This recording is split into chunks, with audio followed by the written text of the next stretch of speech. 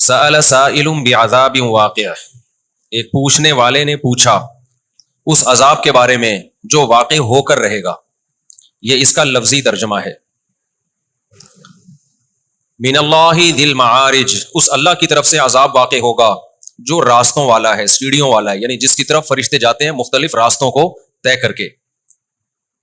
تعرج الملائکۃ والروح الیہ فی یوم کان مقدارہ 50,000 سنہ. یہ فرشتے اور روح یعنی جبریل علیہ السلام اس اللہ کی طرف جاتے ہیں، بلندی کی طرف جاتے ہیں، اور یہ عذاب ایسے دن میں واقع ہوگا کہ ایک دن 50,000 سالوں کے برابر ہوگا. فاصبر صبرا جمیلا، بس اے محمد صلی اللہ علیہ وسلم آپ صبر جمیل کریں. صبر جمیل اس صبر کو کہتے ہیں جس میں کوئی شکایت نہ ہو. آپ پر مختلف حالات آئے نا، صبر تو ہر آدمی کر لیتا ہے، لیکن ایسا صبر جس میں زبان سے بھی شکایت نہ ہو، تو آپ ایسا صبر کریں. انہم یرونہ بعیدا، یہ جو کافر لوگ ہیں جو آخرت کا انکار کر رہے ہیں یہ اس دن کو بہت دور سمجھ رہے ہیں. ونراہ قریبا، اللہ کہتے ہیں لیکن ہم دیکھ رہے ہیں کہ وہ بہت قریب ہے، زیادہ ٹائم نہیں لگے گا اس میں. یہ تو ان آیتوں کا لفظی ترجمہ ہو گیا. ہوا کیا نبی صلی اللہ علیہ وسلم، دیکھیں اسلام بار بار ایک ہی بات کو ریپیٹ کرتا ہے، بار بار ایک ہی بات کو ریپیٹ کرتا ہے کہ اس کائنات، دیکھیں اسلام کے نا 2-4 ہی ٹاپک ہیں، اسی کو ریپیٹ کرتا رہتا ہے اسلام. پورے قرآن میں الحم سے لے کے والناس تک وہی ہے. باقی تو آرڈر جو ہے نا، احکام یہ کرو یہ نہیں کرو، وہ آرڈرز کی آیتیں قرآن میں 1/3 بھی نہیں ہے. یعنی پورے قرآن کو آپ ایک طرف رکھیں اور اس میں وہ آیتیں جن میں ہمیں کچھ کرنے کا حکم دیا گیا ہے، تو وہ آیتیں جن میں ہمیں آرڈرز دیے گئے ہیں، کچھ کرنے کا حکم دیا گیا ہے، جس میں لا بیان کیا گیا ہے، وہ بہت تھوڑی ہیں. وہ کیا ہیں؟ بہت تھوڑی. کتنے احکام ہے جو قرآن نے دیے؟ نماز، زکوٰۃ، حج، روزہ، والدین کی اطاعت، فرما برداری، رشتہ داری جوڑنا، اور آرڈرز میں کچھ طلاق کے حکام اللہ نے خود بیان کر دیے تاکہ بعد میں لوگ اس میں اختلاف نہ کریں. وہ الگ بات ہے، پھر بھی لوگوں نے کر لیا. اللہ نے خود ہی بیان کر دیے تھے کہ اس میں پھڈا نہ ہو، یہ بہت اہم مسائل ہیں. جیسے 3 طلاق کو اللہ نے کہہ دیا تیسری کے بعد رجوع نہیں ہے تاکہ بعد میں پھڈا نہ ہو، لیکن اہل حدیثوں نے پھڈا ڈال دیا، بولا 3 ایک ہوتی ہیں، لیکن قرآن میں کہیں بھی نہیں ہے. اسی طرح وراثت کے حکام اللہ نے خود بیان کر دیے، کیونکہ ان میں بڑی لڑائیاں ہوتی ہیں نا. اب رفع الدین میں تو کوئی اتنا بڑا مسئلہ تھوڑی ہے، کوئی کر رہا ہے کوئی نہیں کر رہا ہے. کوئی کر رہا ہے تو آپ کے پیسے تھوڑی جا رہے ہیں جیب سے، کوئی نہیں کر رہا ہے تو بھی آپ کی جیب سے پیسے بولو نا نہیں جا رہے. تبھی اس پہ کوئی جنگیں نہیں ہوں گی. ہاں یوٹیوب پہ ایک دوسرے کو چیلنج بازیاں، مناظرے بازیاں، بس یہی ہوگا. وراثت کے مسئلوں میں اگر مسائل کھڑے ہوتے، کروڑوں کی جائیدادیں ہیں، اس میں آپ کا حصہ بن رہا ہوتا 1 کروڑ کا، لیکن وہ حدیث ضعیف ہوتی. ٹھیک ہے، کچھ کہہ رہے ہوتے یہ صحیح ہے، کچھ کہہ رہے ہوتے یہ ضعیف ہے، اب اختلاف ہو جاتا. آپ بولتے یار یہ صحیح ہے. بعض حدیثوں میں اختلاف بھی ایسے ہیں صحیح اور ضعیف ہونے میں کہ اس کو بھی حل کرنا پاسبل نہیں ہے، کیونکہ ان میں محدثین ہی کا اختلاف ہوتا ہے. تو اب اس میں اختلاف رہے گا، وہ ختم نہیں ہو سکتا. تو اب اگر یہاں یہ پڑھا ہو جاتا 1 کروڑ روپے آپ کی وراثت میں آ رہے ہیں، وہ حدیث کیا ہوتی؟ ضعیف. بیوی کا حصہ جس حدیث میں آیا ہوتا وہ حدیث صحیح ہوتی، لیکن صحابی کا فتویٰ اس کے خلاف ہوتا. ہم کنفیوز ہو جاتے، ایسا تو نہیں ہے یہ حدیث ہی منسوخ ہے بھائی، شروع میں حکم تھا ورنہ صحابی اس کے خلاف فتویٰ کیوں دیتے؟ کچھ کہتے ہم نے صحابی کو نہیں ماننا، حدیث کو ماننا. ایک پھڈا تو تلواریں چلتی گھروں میں. سمجھتے ہو کہ نہیں سمجھتے؟ کیونکہ غریب کی جائیداد تو 2 پکوڑے، 1 لڈو، 1 مٹھائی کا ڈبہ ابو کی الماری سے نکلا ہے، 1 مسلح نکلا ہے ابو کی والدہ کی الماری سے، 1 پان دان نکلا ہے. یہ ہوتے ہیں غریبوں کی. جو پیسے والے لوگ ہیں نا ان کی وراثت میں کیا کچھ نہیں نکل رہا ہوتا. اس لیے اللہ نے وراثت کے حکام خود بیان کر دیے قرآن میں تاکہ پھڈا ہی نہ ہو. کرنے والے تو اس میں بھی کر لیتے ہیں. اللہ نے بیان کر دیا یوصیکم اللہ فی اولادکم، اللہ نے وصیت کر دی ہے تمہاری اولاد کے بارے میں، مرو گے للذکر مثل حظ الانثیین، 2 بیٹیوں کے برابر 1 بیٹے کا حصہ ہے. اور ایک چیز وَلَكُمْ نِصْفُ مَا تَرَكَ أَزْوَاجُكُمْ، تم مر گئے، تمہاری اولاد اگر نہیں ہے تو بیوی کو ملے گا وَلَهُنَّ الرُّبُعُ، 1/4، 25% بیوی کا ہے. اور اگر وہ مر گئی تو 50% تمہارا ہے، اس کے اگر اولاد نہیں ہے، اولاد ہے تو پھر 1/4 ہے. ایسی ایکسپلین کیا نا بہترین طریقے سے کہ جھگڑا کیا ہو جائے ختم. وراثت کے حکام قرآن نے کھول کے بیان کر دیے. تو چند حکام ہی ہیں، چند یتیموں کے حکام قرآن نے وضاحت سے بیان کر دیے، بہت چند ملیں گے. باقی قرآن میں احکام نہیں ہے، زیادہ آرڈرز نہیں ہے. قرآن میں 3 باتوں کو زیادہ فوکس کیا گیا ہے، بار بار قرآن اسی کو ہائی لائٹ کرتا ہے. نمبر 1، خود سے نہیں بنے ہو، کسی نے تمہیں بنائے. اور یہ 3 سوال ہی ایسے ہیں جو دنیا کے لیے سب سے زیادہ امپورٹنٹ ہے. انہی سے دنیا جان چھڑاتی ہے. باقی مذہب سے کسی کا کیا لینا دینا میرے بھائی. امریکہ میں مسجدیں کم تھوڑی ہیں, جاپان میں کوئی کم مسجدیں تھوڑی ہیں. حاجی امریکہ سے بھی آتے ہیں, ہو سکتا ہے اسرائیل سے بھی آتے ہوں, ٹھیک ہے نا. حاجیوں پہ کوئی مسئلہ تھوڑی ہے. 3 بڑے سوال آتے ہیں. پہلا سوال, ہم بنے نہیں ہیں, ہمیں کسی نے بنایا ہے. قرآن اس کو بہت فوکس کرتا ہے. نمبر 2 توحید, کہ صرف وہی ہے, اس کے ساتھ کسی کو شریک بولو نہیں کرنا. نہ شرک اکبر کرنا ہے نہ شرک اصغر. اکبر کیا ہوتا ہے؟ آپ نے یہ سمجھ لیا کہ اللہ کے علاوہ بھی کسی اور کے پاس وہ اختیارات ہیں اسباب سے ہٹ کے کچھ کرنے کے. دیکھو دنیا میں جو بھی کچھ کرتا ہے نا, کوئی لاجک ہوتی ہے اس کی تو کام کر لے گا, کوئی سبب نہ ہو تو کام نہیں کرے گا. ڈاکٹر نے آپریشن کرنا ہے, کینچی ہوگی تو کاٹ دے گا, کینچی نہیں تو پھونکے لگا کے کاٹے گا وہ. شرک اکبر, شرک اکبر تو یہ ہے کہ آپ نے یہ یقین کر لیا, عقیدہ رکھ لیا کہ یہ فلاں شخص میری بگڑی بنا سکتا ہے, اسباب سے ہٹ کے کام کر سکتا ہے. جیسے میں مثال دے رہا تھا, ڈاکٹر نے کینچی استعمال کیے بغیر آپریشن نہیں کر سکتا, انسٹرومنٹ اسباب اختیار کرنے پڑیں گے. اسباب سے ہٹ کے دنیا میں کوئی بھی کوئی کام نہیں کر سکتا. اس کے اللہ نے اختیارات کسی کو دیے ہی نہیں ہیں. آپ کہہ سکتے ہو, بار بار میں یہ مثال دیتا ہوں, معجزہ پھر کسے کہتے ہیں؟ نبی نے تو یہاں سے چاند کے 2 ٹکڑے کر دیے, اس کی کوئی سائنٹیفک لاجک ہے نہیں ہے. تو خوب سمجھ لو, نئے لوگ آتے ہیں نا, اس لیے ایک موضوع کو ریپیٹ کرنا پڑتا ہے بار بار. معجزہ نبی کا عمل نہیں ہوتا, معجزہ کس کا عمل ہوتا ہے؟ اللہ کا. نبی نے چاند کے 2 ٹکڑے نہیں کیے ہیں, کس نے 2 ٹکڑے کیے ہیں؟ اللہ نے کیے ہیں. اس کی دلیل یہ ہے کہ موسیٰ علیہ السلام لاٹھی کو پھینکتے تھے, سانپ بن جاتی تھی نا, تو موسیٰ تھوڑی بناتے تھے. اگر موسیٰ علیہ السلام کو یہ اللہ نے اختیار دے دیا ہوتا کہ جب چاہے لاٹھی کو سانپ بنا لیں, تو پھر موسیٰ علیہ السلام کو تو پہلے اللہ نے پوچھا یہ تیرے دائیں ہاتھ میں کیا ہے؟ حضرت موسیٰ نے کہا لاٹھی. اللہ نے کہا اس کو ڈال زمین پہ. جب ڈالا ہے سانپ بن گئی, موسیٰ علیہ السلام دوڑ گئے, خوف سے بھاگ گئے, فرار ہو گئے وہاں سے. اللہ نے کہا واپس پلٹو, اس کو پکڑو, اس لاٹھی کو, میں دوبارہ اس کو لاٹھی بنا دوں گا.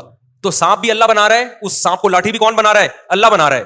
اگر حضرت موسیٰ نے خود بنایا ہوتا تو فرار تھوڑی ہوتے وہاں سے ڈر کی وجہ سے. تو پیغمبر کا ہاتھ استعمال ہو رہا ہے, کام کون کر رہا ہے؟ اللہ. اور پیغمبر کے پاس اختیارات بھی نہیں ہیں کہ جب چاہیں کر دیں. اللہ نے نبی کو کہہ دیا کہ آپ چاند کی طرف اشارہ کریں, میں 2 ٹکڑے کر دوں گا. اللہ نبی کو نہ کہتے, 100 دفعہ بھی کوئی بھی چاند پہ 100 دفعہ اشارہ کرتے, کچھ بھی نہیں ہوتا چاند کو. سمجھتے ہو کہ نہیں سمجھتے؟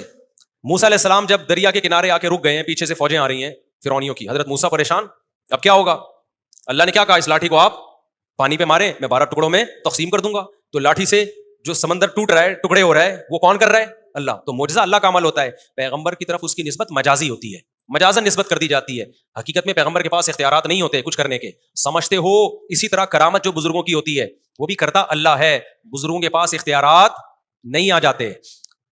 لہذا مانگا بزرگوں سے نہیں جائے گا, نہ پیغمبروں سے. مانگا کس سے جائے گا؟ اللہ سے. آپ کہہ سکتے ہیں نا فلاں بزرگ کے ہاتھ پہ یہ ہو گیا, مردہ زندہ ہو گیا, فلانا ہو گیا. بھائی وہ اللہ کر رہا ہے نا, تو مانگا کس سے جائے گا؟ اللہ سے. بعض لوگ یہ بھی کہتے ہیں فرشتے جب بارش برساتے ہیں, فرشتوں سے اتنا کام تو پیغمبر سے کیوں نہیں ہو سکتا؟ فرشتے بھی بارش نہیں برساتے, کون برساتا ہے؟ اللہ. اللہ ان کو استعمال کرتا ہے کاموں میں. جیسے قلم ہمارے ہاتھ میں ہوتا ہے, تو ہم قلم کو استعمال کر کے لکھتے ہیں, قلم کی اپنی مرضی نہیں ہوتی, کبھی ادھر گھما رہے ہیں کبھی ادھر گھما رہے ہیں. تبھی آپ نے خط لکھوانا ہو, کوئی لیٹر لکھوانا ہو, تو قلم سے نہیں کہا جاتا, جس کے ہاتھ میں قلم ہو اس سے کہا جاتا ہے. قلم سے آپ کہیں گے, وہ کہے گا بھائی میں تو کسی اور کی انگلیوں میں ہوں, جدھر وہ گالیاں لکھ کے دے دے یا دعائیں لکھ کے دے دے. تبھی کوئی بیوقوف قلم سے نہیں کہتا, پین سے نہیں کہہ رہا ہوتا لکھ, ہمیشہ کہا کس سے جاتا ہے؟ کاتب سے کہا جاتا ہے.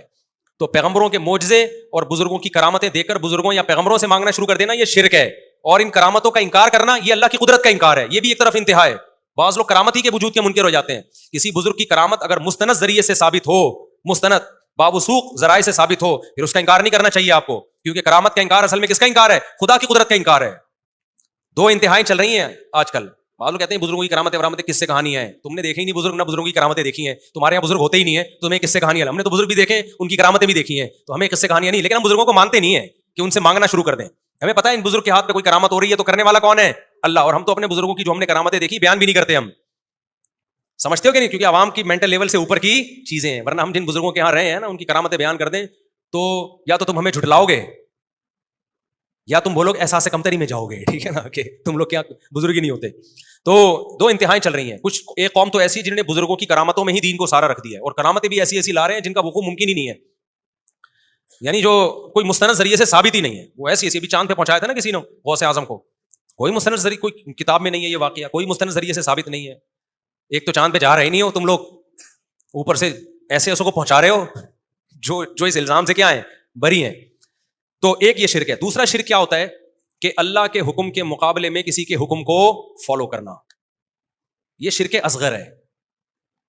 یہ مارکیٹ میں بہت ہول سیل کے حساب سے چل رہا ہے. تو اللہ نے دونوں کی نفی کی ہے. اللہ نے کہا جب میں خدا ہوں تو ماننی کس کی ہے؟ میری. ہم کلچر کو خدا مانتے ہیں, اللہ کو خدا نہیں مانتے. افرأیت من اتخذ الہہ ہواہ, اے مخاطب کیا تو نے دیکھا جس نے اپنی خواہشات کو خدا بنایا ہوا ہے. اپنی خواہشات سے پوچھتا ہے کہ کیا دل چاہ رہا ہے.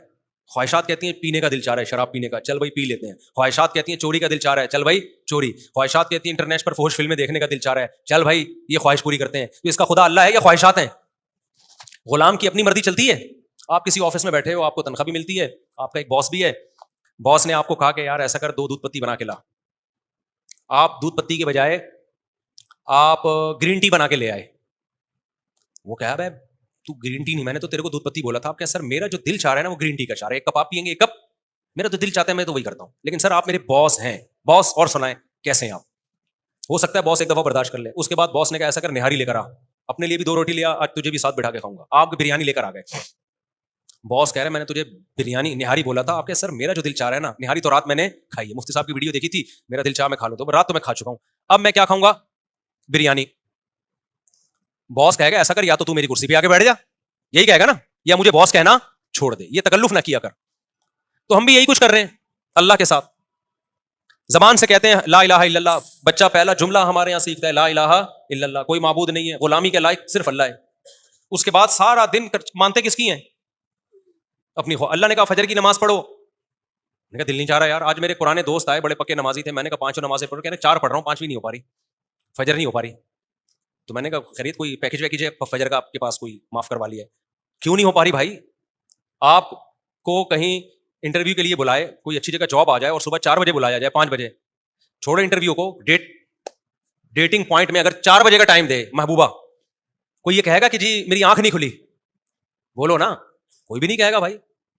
تو بات یہ کہ جب اللہ ہے, اور خدا کی قسم اللہ جو دیتا ہے نا, فجر کی اذان میں اللہ نے الصلاۃ خیر من النوم کا الگ سے لفظ ایڈ کروایا کہ نماز نیند سے بہتر. یہ جو مزے تمہیں آ رہے ہیں نا, یہ مزے اس مزے کے مقابلے میں کچھ بھی نہیں ہے جو نماز کے بعد تمہیں ملیں گے, دنیا میں بھی اور آخرت میں بھی.